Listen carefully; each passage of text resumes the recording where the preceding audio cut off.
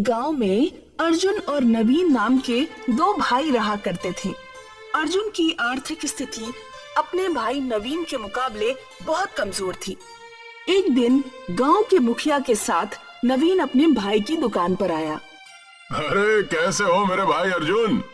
बस ईश्वर की कृपा है भाई। अरे तुम मुझसे केवल 6 महीने छोटे हो अर्जुन। हम दोनों ने बर्तन की दुकान भी एक साथ ही शुरू की थी, मगर देखो ना आज मैं कहाँ हूँ और तुम कहाँ हो। अरे सब ईश्वर की माया भैया। ये सच है कि मेरी आर्थिक स्थिति बहुत कमजोर है। कभी कभी मुझे मेरी पत्नी और बच्चों को पेट भर भोजन भी नहीं मिल पाता, लेकिन यकीन मानिए भैया, इसके बावजूद भी हमारा परिवार खुश है। हमें ईश्वर से कोई शिकायत नहीं। मैं तुम्हारा बड़ा भाई हूं अर्जुन। मुझसे तुम्हारी ये निर्धनता देखी नहीं जाती। जब अपने बच्चों को अच्छे स्कूलों में शिक्षा प्राप्त करते हुए देखता हूँ और तुम्हारे बच्चों को तुम्हारे साथ दुकान पर काम पर लगा हुआ देखता हूँ तो मेरे दिल को बहुत ठेस पहुंचती है। आखिर मैं तुम्हारे पिता समान हूँ। आपने सही कहा भैया, बड़ा भाई पिता समान ही तो होता है। आपने मेरे लिए इतना सोचा, मेरे लिए यही काफी है। अरे तुम्हें कितनी बार कह चुका हूँ, तुम अपने उस टूटे फूटे मकान को छोड़कर मेरे घर पर रहने के लिए क्यों नहीं आ जाते? ना तो तुम्हारे उस टूटे फूटे घर में पंखा है, ना कूलर है, यहाँ तक के ओढ़ने के लिए ढंग का एक कंबल तक नहीं है। नहीं भैया, मैं आपके ऊपर बोझ नहीं बनना चाहता। मैंने आपसे कहा ना, मेरा परिवार खुश है और हमें ईश्वर से कोई शिकायत नहीं है। अरे देखो अर्जुन, मैं तुम्हारा बड़ा भाई हूँ, तुम्हारे भले की बात करूंगा ना। तुम्हारा वो टूटा फूटा घर जिस जमीन पर है, वो जमीन एक हाईवे के किनारे पर स्थित है। आजकल हाईवे के किनारे की जमीन के दाम अच्छे खासे मिल रहे हैं। मेरी जान पहचान भी है। तुम कहो तो मैं खरीदार से बात कर लेता हूँ। तुम्हें अपने उस मकान की अच्छी कीमत भी मिल जाएगी और तुम उसके बाद एक नया व्यवसाय भी शुरू कर सकते हो और दूसरा मकान भी खरीद सकते हो। नवीन की बात सुनकर अर्जुन गहरी सोच में पड़ गया। तभी नवीन के बगल में खड़ा हुआ गांव का मुखिया मुस्कुराते हुए बोला, अरे नवीन बिल्कुल सही बोल रहा है अर्जुन। आज के दौर में कौन सा ऐसा बड़ा भाई होगा जो अपने छोटे भाई के लिए इतना सोचता है। नवीन दिल का बहुत स्वच्छ है और तुम्हारी बहुत चिंता करता है। देखो मैं जानता हूँ कि ये फैसला तुम्हारे लिए कठिन है। तुम कुछ दिन और सोच लो और अच्छी तरह समझ लो। मुखिया जी सही बोल रहे हैं अर्जुन, और जब तक तुम मेरे घर में आराम से रह सकते हो। वैसे भी हम दोनों भाई हैं। विवाह से पहले हम दोनों साथ में एक घर में ही तो रहते थे। मुझे सोचने के लिए थोड़ा समय चाहिए भैया। कोई बात नहीं, ठीक है, पर ज्यादा समय मत लेना, नहीं तो जमीन का खरीदार दूसरी जमीन खरीद लेगा। इतना कहकर नवीन मुखिया के साथ वहाँ से चला गया। दरअसल नवीन एक लालची व्यक्ति था। उसकी नजर अर्जुन की जमीन पर बहुत पहले से थी और अर्जुन एक बहुत सीधा साधा व्यक्ति था जो अपने भाई का बहुत सम्मान करता था। नवीन ने बंटवारे के दौरान भी संपत्ति में काफी घपला भी किया था। उसकी बेईमानी को सिर्फ अर्जुन और नवीन के पिताजी जानते थे, मगर अर्जुन को बताने से पहले ही वो इस दुनिया से चले गए। अब नवीन की नजर अर्जुन के उस मकान पर थी जो कि हाईवे के बगल में एक झोपड़ी के रूप में बना हुआ था। रास्ते में मुखिया नवीन से बोला, तुम्हें क्या लगता है नवीन, क्या अर्जुन तुम्हारी बात को मानेगा? मैं अपने छोटे भाई को बहुत अच्छी तरह से जानता हूँ मुखिया जी। वो एक नंबर का मूर्ख व्यक्ति है। अपनी मूर्खता की वजह से ही वो आज तक कभी धन नहीं कमा पाया। उस बेवकूफ को तो ये भी नहीं पता कि उसके हिस्से की संपत्ति मैंने कितनी चालाकी से हड़प ली। इस बारे में सिर्फ तुम्हारे पिताजी ही जानते थे। बिल्कुल सही कहा मुखिया जी। पिताजी नवीन को इसी बारे में बताने ही जा रहे थे कि रास्ते में ही उनकी तबीयत खराब हो गई और वो अचानक चल बसे। तो क्या अर्जुन की जमीन हड़पने के बाद तुम उसकी दुकान भी हड़पोगे? कम से कम दुकान तो उस बेचारे के पास रहने दो। अगर दुकान भी तुम उससे छीन लोगे तो अर्जुन और उसका परिवार तो सड़कों पर भीख मांगने लगेगा। मैं एक व्यापारी हूँ मुखिया जी, हमेशा फायदे का ही सौदा देखता हूँ। फिलहाल तो मेरा फायदा उसकी जमीन बेचने पर है। वैसे उसकी जमीन के तो लाखों रुपए मिल रहे हैं, उसमें से अर्जुन को कितना दोगे? पागल हो गए हैं क्या मुखिया जी? फूटी कौड़ी नहीं दूंगा। अरे कुछ दिन अपने घर में रखकर धक्के देकर बाहर निकाल दूंगा। मुझे पता है कि अर्जुन कुछ भी नहीं कर सकता। इधर नवीन अपने घर पर अपनी पत्नी राधा से इस बारे में परामर्श करने लगा। अगर ये घर बेच देंगे तो हम लोग रहेंगे कहाँ? अरे तुम चिंता क्यों करती हो राधा? भैया ने कहा है कि जब तक वो हमें अपने घर पर रख लेंगे। सोचो राधा, हम उस पैसे से नया व्यवसाय शुरू कर सकते हैं। पता नहीं क्यों मुझे कुछ ठीक नहीं लग रहा। लेकिन तुम तो जानती हो कि मेरी दुकान पर बर्तन खरीदने वाले मेरे हाथ के बने हुए बर्तन खरीदते ही नहीं। हमारी बेटी चमकी 12 वर्ष की हो चुकी है। कल को हमें चमकी का विवाह भी करना होगा, तब क्या होगा? कभी सोचा इस बारे में? अर्जुन की बात सुनकर राधा चुप हो गई। अगले दिन अर्जुन नवीन के घर पर पहुंचकर बोला, मुझे आपका फैसला मंजूर है भैया। मैं अपना घर बेचने के लिए तैयार हूँ। मुझे तुमसे यही उम्मीद थी अर्जुन। तुम एक काम करो, तुम आज ही अपने परिवार को यहाँ लेकर आ जाओ। मैं आज शाम को ही उस बिल्डर से बात कर लेता हूँ। कल तक पैसे तुम्हारे हाथ में आ जाएंगे। अर्जुन अपने परिवार को नवीन के घर पर ले आया। उसके परिवार को देखकर नवीन की पत्नी कामिनी क्रोधित होकर नवीन से बोली, आप भी ना किन किन भिखारियों को यहाँ पर उठाकर ले आए हैं? इनके कपड़े तो देखो कितने मैले हैं। लग रहा है मानो सालों से इन सबको कपड़े ही नसीब नहीं हुए। अरे धीरे बोलो कामिनी, अगर कहीं गलती से भी अर्जुन के कानों में तुम्हारी आवाज पहुंच गई तो मेरे किए कराए पर पानी फिर जाएगा। लेकिन आप एक बात कान खोल के सुन लीजिए, मैं उन तीनों को ज्यादा दिन बर्दाश्त नहीं कर पाऊंगी। अरे धीरज रखो, 2-3 दिन बाद मैं इन सबको धक्के देकर स्वयं घर से बाहर निकाल दूंगा। नवीन ने बड़ी चालाकी से एक सादे स्टैम्प पेपर पर अर्जुन का अंगूठा लगवा लिया। अर्जुन अपने भाई पर बहुत भरोसा करता था।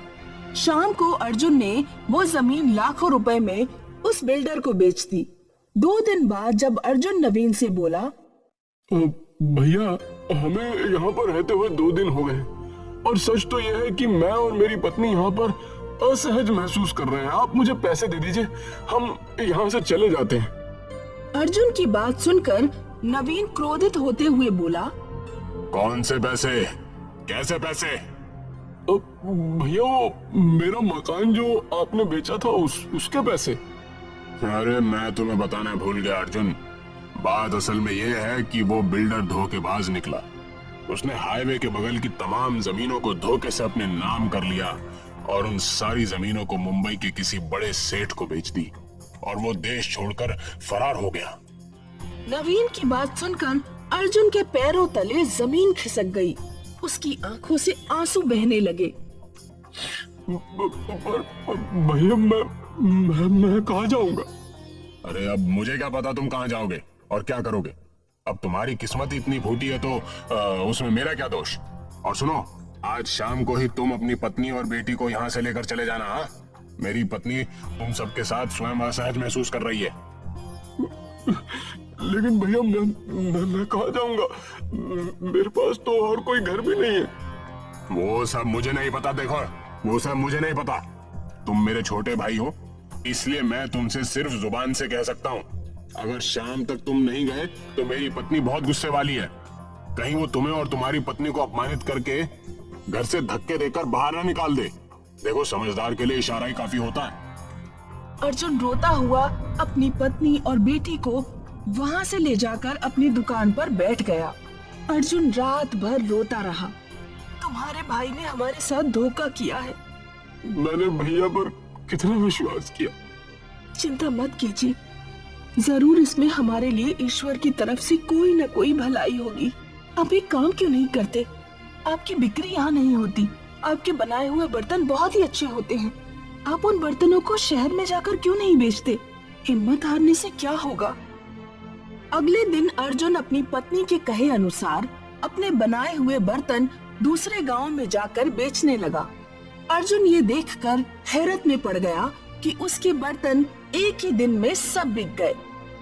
राधा, तुम बिल्कुल सही कह रही थी। मेरे हाथ के बने हुए बर्तन हमारे गांव में नहीं बिकते थे, मगर दूसरे गांव में तो सारे बर्तन बिक गए। अब मैं खूब मेहनत करूंगी।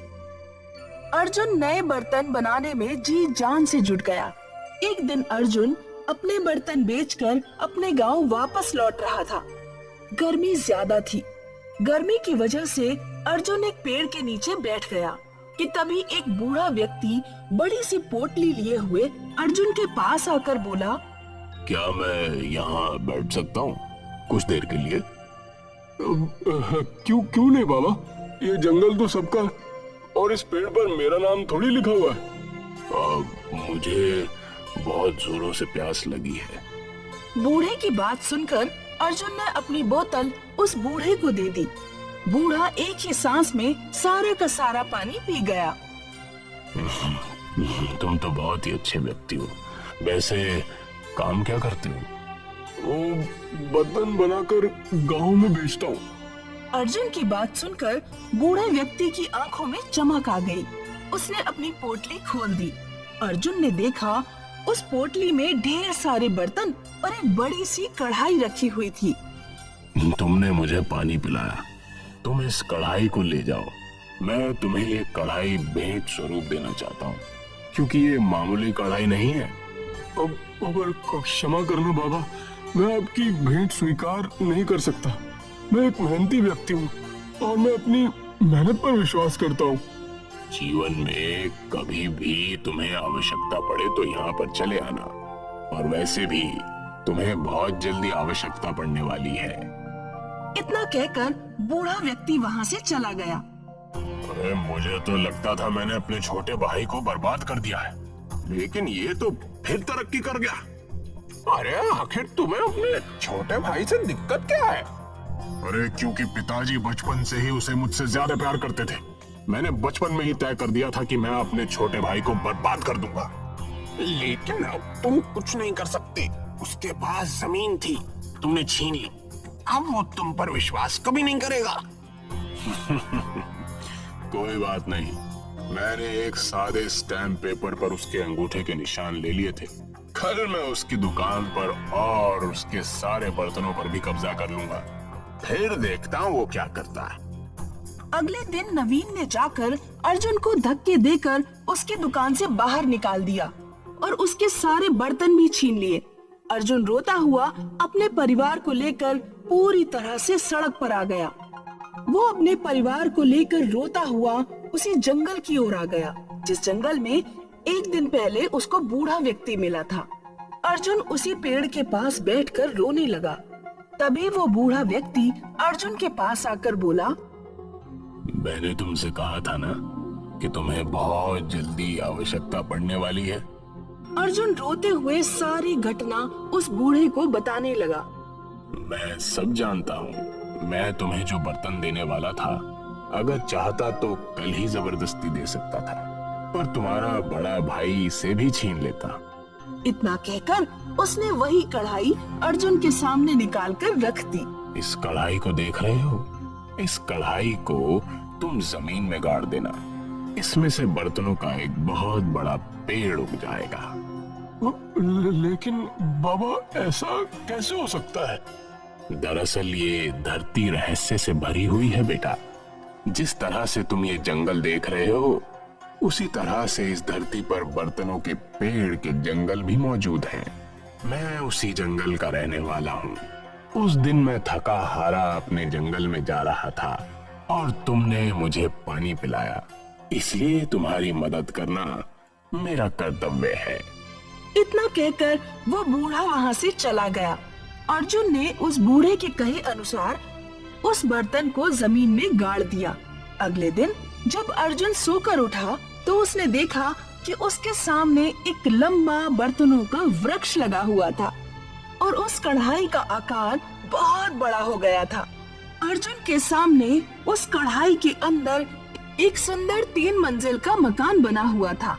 उस मकान में हर चीज स्थित थी और वहाँ गार्डन भी था। उस गार्डन में तरह तरह के बर्तनों के पेड़ लगे हुए थे। देखा राधा, लगता है वो बूढ़ा व्यक्ति मायावी था। ईश्वर ने हम पर कृपा की है।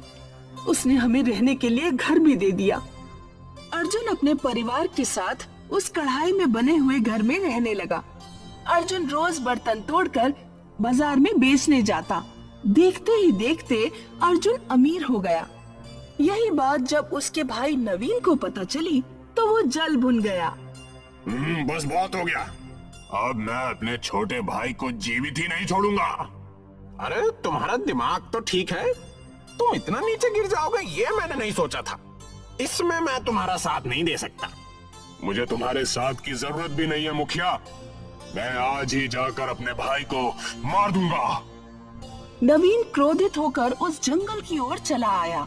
जंगल में उस कढ़ाई में बने हुए मकान और बर्तनों के पेड़ को देखकर उसकी आंखें फटी की फटी रह गईं। नवीन गुस्से से उस घर में घुस गया कि तभी एक बड़ा सा बर्तन उसके सर पर गिर गया और नवीन की मौत हो गई। नवीन का मृत शरीर देखकर अर्जुन की आंखों से आंसू बहने लगे। बुरे का अंजाम हमेशा बुरा ही होता। तुम अब भी बुरे मन से ही मेरे पास आए थे और ईश्वर ने तुम्हें इसकी सजा दी थी। अर्जुन आज भी उस जादुई कढ़ाई के मकान में ही रहता है। उल्टापुर नाम का एक गांव था जहां पर सारी चीजें उल्टी थी। घर उल्टे और तो और लोगों के काम करने का तरीका भी उल्टा। फिर एक दिन ये खबर शिमलापुर गांव के हरीश को पता चलती है और वो खुद ही अपनी आंखों से इस गांव को देखने के लिए आता है। वो देखकर कहता है, अरे ये क्या, यहाँ तो जैसा सुना था वैसी ही सारी चीजें उल्टी हैं। घर से लेकर कुएं सब उल्टे हैं, और ये सब संभव कैसे है? हरीश गांव में जाता है और उस एक आदमी से मिलता है जो अपनी साइकिल उल्टी चला रहा होता है और हरीश उससे पूछता है, सुनिए, क्या आप मुझे बता सकते हैं कि यहाँ सब उल्टा क्यों है और आप ये साइकिल उल्टी क्यों चला रहे हैं? मुझे ये तो नहीं पता, पर जब से मैं इस गांव में हूँ तब से सब ऐसा ही चल रहा है। पर तुम ये बात गांव के मुखिया से पूछ सकते हो, उन्हें जरूर कुछ पता होगा। और वो मुझे कहाँ मिलेंगे? गांव में एक बहुत बड़ा पेड़ मिलेगा जो कि गांव में अकेला सीधा पेड़ है। आपका बहुत बहुत शुक्रिया।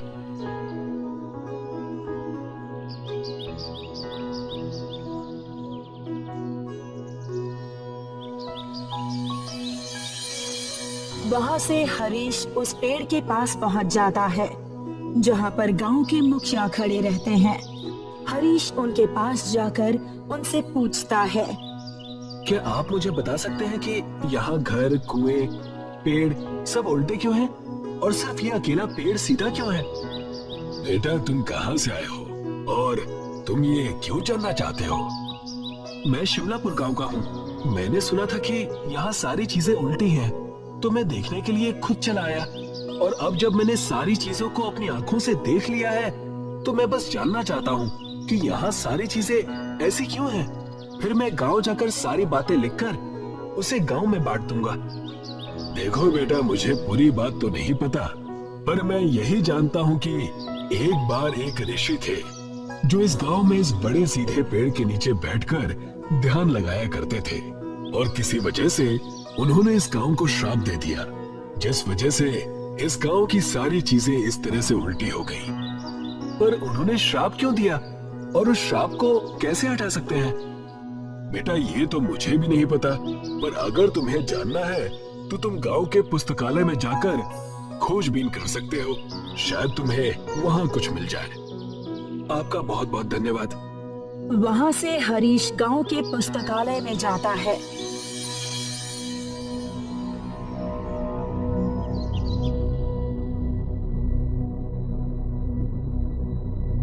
जहाँ पर कई सारी किताबों की लिखाई उल्टी होती है। यहाँ के किताबों में तो लिखावट भी उल्टी है, इसे तो पढ़ना भी बहुत मुश्किल है।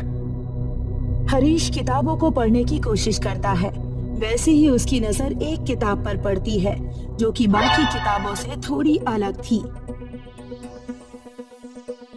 हरीश उस किताब को उठाकर जैसे ही खोलता है तो वो देखता है, अरे इस किताब में तो सारी चीजें सीधी लिखी हुई हैं। देखता हूँ शायद इसमें कुछ लिखा हो जिससे ये पता चल जाए कि इस गांव की ये हालत आखिर हुई कैसे।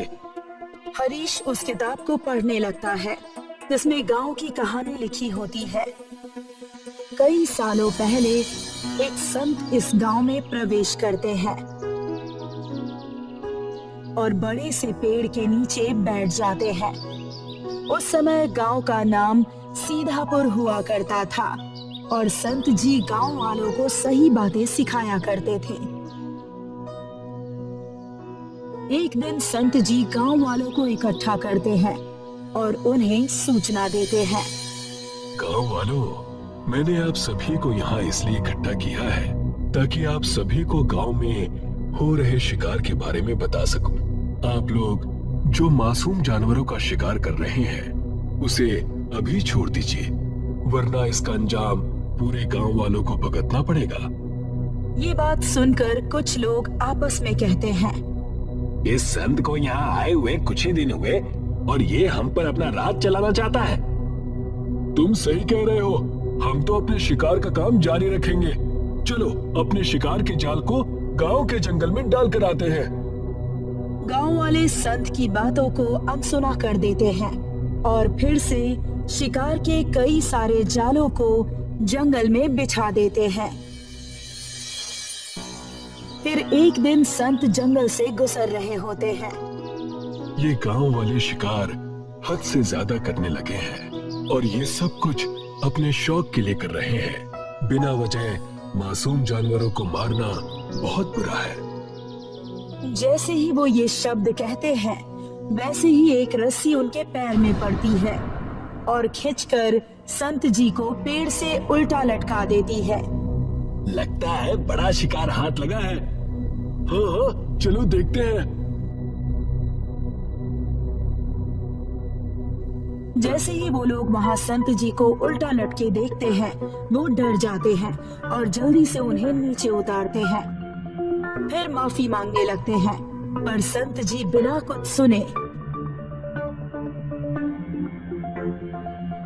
उस पेड़ के नीचे आ जाते हैं और ध्यान में लग जाते हैं और जल्द ही सारे गांव में ये बात मालूम पड़ जाती है। सारे गांव वाले संत जी से मिलने आते हैं। हमें माफ कर दीजिए जो हमने किया उसके लिए। संत जी ध्यान से अपनी आंखें खोलते हैं। उनकी आंखें क्रोध से लाल हो चुकी होती है और फिर वो गांव वालों से कहते हैं, मैंने तुम्हें पहले ही चेतावनी दी थी, पर जो आज मेरे साथ हुआ मैं उसे नहीं भूल सकता। जिस तरह से मैं उल्टा लटका और मुझे सारी चीजें उल्टी नजर आई, उसी प्रकार ये मेरा इस गांव को श्राप है कि ये पूरा गांव भी उल्टा हो जाएगा और इस गांव का नाम आज से ही सीधपुर से उल्टापुर होगा। गांव वाले ये सुनकर उनसे माफी मांगने लगते हैं और वादा करते हैं कि वो कभी भी आगे से शिकार नहीं करेंगे। ये देखकर संत जी को उन पर तरस आ जाती है और वो उन्हें बताते हैं, एक दिन आएगा जब एक नेक इंसान जो तुम्हारी परिस्थिति पर तरस खाएगा और तुम्हारी मदद करने की कोशिश करेगा, बस उसे मेरे जैसे 100 संतों को अपने हाथों से बनाकर भोजन खिलाना होगा। लेकिन भोजन की सामग्री गांव के हर घर से आनी चाहिए। तब से लेकर आज तक सारी चीजें उल्टी है, बस उस पेड़ को छोड़कर जहाँ पर संत जी बैठा करते थे। ये किताब जो संत जी ने खुद ही लिखी थी, इस किताब को पढ़कर हरीश मुखिया के पास जाकर उन्हें सारी बातें बताता है और कहता है, अगर हमें ये श्राप तोड़ना है तो हमें सारे गांव के घरों से खाने का सामान मंगाना होगा। ये तुम सही कह रहे हो। मैं आज ही सारे गांव वालों को जमा करता हूँ और उन्हें सारी बातें बताता हूँ। पर वो व्यक्ति है कौन जो हमारी मदद करना चाहता है? मुखिया जी, वो और कोई नहीं, मैं ही हूँ। जब से मैं आया हूँ मुझे आप लोगों की परिस्थिति पर तरस आ रहा है और मैं तो बस आप लोगों की मदद करने का कोई उपाय ढूंढ रहा था, तभी मुझे वो किताब मिली।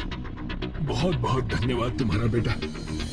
मुखिया सारे गांव वालों को जमा करता है और सारी बातें विस्तार से बताता है और फिर गांव वाले कहते हैं, हम सारी चीजें करने को तैयार हैं। हमें इस श्राप से मुक्त होना है हरीश, तुम बस खाना बनाना।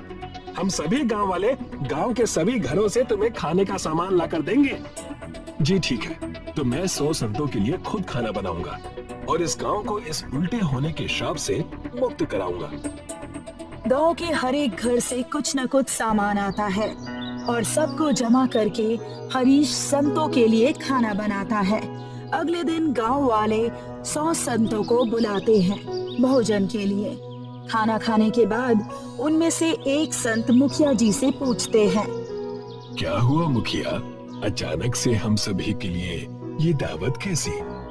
कई वर्षों पहले एक संत ने इस गांव को श्राप दिया था कि इस गांव की सारी चीजें उल्टी हो जाए, चाहे वो घर हो या फिर पेड़ या फिर कुआं। और उन्होंने कहा था कि ये सभी चीजें ठीक तभी होंगी जब कोई नेक इंसान हमारी इस दशा को देखकर हम पर तरस खाएगा और वो 100 संतों को अपने हाथों से बनाकर भोजन कराएगा। और भोजन का सामान गांव के हर एक घर से आना चाहिए। संत हरीश को अपने पास बुलाते हैं। हरीश बेटा, तुमने जो इस गांव के लिए किया है उसे देखकर हम सब बहुत खुश हैं। अगर ये गांव इस श्राप से मुक्त हुआ है तो इसका श्रेय सिर्फ और सिर्फ तुम्हें जाता है। संत जी, ये मेरा कर्तव्य है कि मैं लोगों के लिए अच्छा करूं। सदा खुश रहो बेटा। ये कहकर सारे संत गांव वालों को आशीर्वाद देते हैं और अपने रास्ते निकल जाते हैं। और फिर अगली सुबह जब सूरज उगता है तो सारी चीजें एकदम सीधी हो जाती है। गांव के हर एक घर सब सीधे हो जाते हैं। ये देखकर गांव वाले बहुत खुश हो जाते हैं और मुखिया जी सारे गांव वालों को एक साथ जमा करते हैं। हरीश बेटे, तुम्हारा बहुत बहुत धन्यवाद। जो तुमने हमारे लिए किया शायद ही कोई करता है। इसकी कोई जरूरत नहीं है मुखिया जी, बस आप गांव वालों को बता दीजिए कि पहले वाली गलतियां वापस ना दोहराएं। हाँ, तुम सही कह रहे हो। तभी मुखिया जी सारे गांव के लोगों से कहते हैं, इस गांव में आज के बाद कभी कोई जानवरों का शिकार नहीं करेगा और अगर कोई शिकार करते हुए पकड़ा गया तो उसे गांव से निकाल दिया जाएगा। हाँ, हम कभी मासूम जानवरों का शिकार नहीं करेंगे।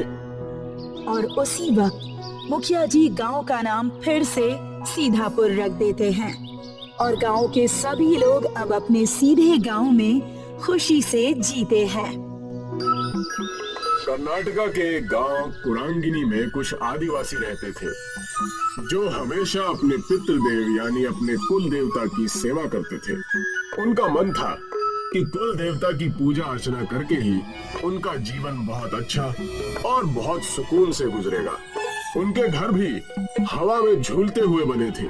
वो चाहते थे कि गैर समाज का व्यक्ति उनके पास ना आए और ना ही वो किसी के पास जाना चाहते थे। हमेशा से खेतों से चावल और दाल और कई सारे फल खाकर अपना जीवन व्यतीत करते। उसी वक्त कुरांगिनी के पास वाले गांव में कुछ बच्चे कैंपिंग करने गए थे। चंदू, मंगलू और कविता। मुझे तो अब तक यकीन नहीं हो रहा है कि मैं हॉलिडे पर आई हूँ। सच कहा, यहाँ हम कुछ दिनों तक कैंप करेंगे और आसपास की चीजें भी ढूंढ निकालेंगे। मजा आएगा। हाँ, और सुबह होते ही हम आसपास के गांव घूमने जाएंगे और देखेंगे कि वहाँ क्या है।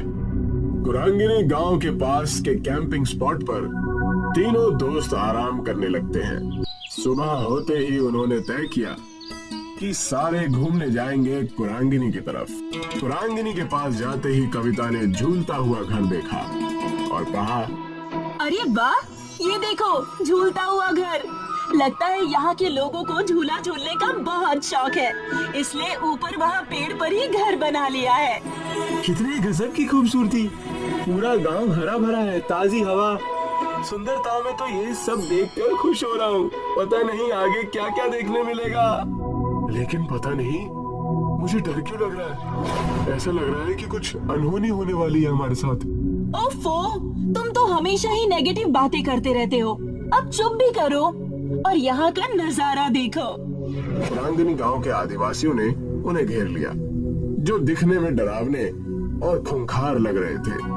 इन्हें देखते ही तीनों दोस्तों की सिट्टी बिट्टी गुल हो गई। कौन है आप लोग और हमसे क्या चाहते हैं? अरे हमेशा शहरी लोगों को हम यहाँ आने से रोकते हैं। तुम लोगों को कितनी बार समझाया है, हमारे गांव के आसपास भी नजर मत आना, लेकिन फिर भी तुम नहीं समझते। अब तुम्हारी खैर नहीं, तुम्हारा हिसाब हमारे गांव के देवता करेंगे। ले चलो इन्हें, आज हमारी देवी ही बताएंगी कि इनका क्या करना है। अगर तुम यहाँ से छुटकारा पाना चाहते हो तो तुम्हें हमारी शर्तें माननी पड़ेंगी। क्या करना होगा? हमें सारी शर्तें मंजूर है। तुम्हें हमारे गांव की सभ्यता और परंपरा में रहना होगा। प्रकृति की सेवा में अपना मन, धन सब त्यागना होगा। इतना कहकर प्रकृति की देवी वहां से चली जाती है। तुमने सुना, जैसे हमारी देवी ने कहा वैसे ही तुम्हें करना होगा, नहीं तो हमारी देवी नाराज हो जाएगी। अब से तुम कुरांगनी के निवासी हो, तुम्हें हमारे नियम और कायदे चलाने होंगे और हमारी देवी को खुश करना होगा। क्या आप हमें समझाएंगे कि हमें करना क्या है? हंसते हंसते हमारे रास्ते बंद हो गए और अभी नया तमाशा आ गया है। जल्दी बताओ हमें क्या करना है, मैं जिंदगी भर के लिए तैयार हूँ। जैसा हमारी देवी ने कहा वैसा ही तुम्हें करना होगा। हमारे तौर तरीके तुम्हें अपनाने होंगे, सारी शहरी चीजें तुम्हें फेंकनी होगी। कविता, मंगलू और शैलेश के पास कोई चारा नहीं रहता, उन्हें उनके तौर तरीके आजमाने ही पड़ते हैं। हमने तुम्हारी सारी व्यवस्था झूलते हुए घर में कर दी है। आज से तुम वहीं रहोगे और हमारा जीवन व्यतीत करोगे। यही सीख और सजा है तुम्हारी। ये रहे तुम्हारे कपड़े। छोड़ दो हमें, घर जाना है हमें जाने दो। अरे चिल्लाना बंद करो और इन्हें देखो। तुम्हें लगता है हमें जाने देंगे यहाँ से? हमें यही इनकी बातें माननी होगी, तब जाकर कुछ होगा। मैंने पहले ही कहा था कि हमें संभल कर रहना चाहिए, लेकिन तुम में से किसी ने मेरी बात नहीं मानी। उन्हें समझ आने लगा था कि प्रकृति सबसे बढ़कर है। ये रहा तुम्हारा भोजन, इसे खाकर हमारे साथ खेत में काम करने चलो। ये क्या है? मुझे ये सब करने की आदत नहीं है। दिखने में तो स्वादिष्ट लग रहा है, मंगलू इसे खाकर तो देखो।